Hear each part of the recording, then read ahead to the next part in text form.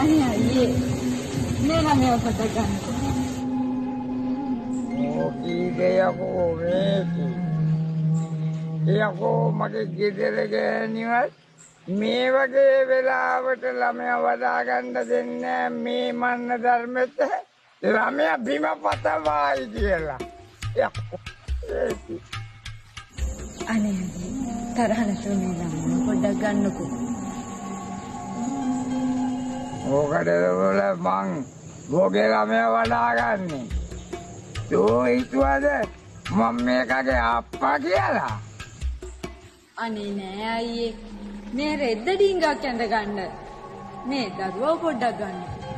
කවුද යකෝ මේක යාරියදින්නේ? අර අවුරුදු 80 පෙන්න ආච්චිලත් නදින්නේ ජිස්නේ හිරට හිරේ. උඹත් නිකන් ඇඳලා බලපන්කෝ. ආයේ ගලවනවා බොරු. අනේ අයියේ මේ ළමයා ටිකක් ගන්නකෝ. මට මේ රෙද්දට ගන්න කන්නේ. අනේ පාලවල් අල්ල වන්දනත් උඹ ගල. උඹ මොනිනේ? උඹ තාම මාව හැදයිනේ. අදම කියපන්කෝ උඹ කොහෙද යන්නේ බියුටි සලූන් එක කියලා. මොකද මට අපේ ගෑණිවත් ඒකට යවලා පොඩ්ඩක් හැඩ වැඩ කරලා ප්‍රොස් කරලා ගන්න. ආවා මොයි. උඹේ මේ ළමයා ලොකු වෙන්නේ නැද්ද බං? අපේ අත්තලා මුත්තලා කිත්තලා කිවි කිත්තලා කාලේ ඉඳලම මේක පොඩි.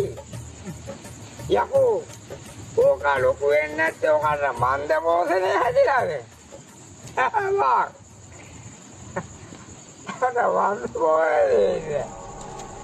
හානේ නෝමෝද ළමාරෝග විශේෂඥයෝ කීප දෙනෙක් මේක අපින්නවා. කොහෙද? එයාලා කියන සතිය දවස් උතර පිටරටක් ගන්න. මේ දවස්වල ගණන් හැටියට මිනිහෙකුත් නැති මං කොහොමද මේකට පිටර අරන් දෙන්නේ? අබෑරම මොනියෝ. කොබන් උඹේ මිනිහා?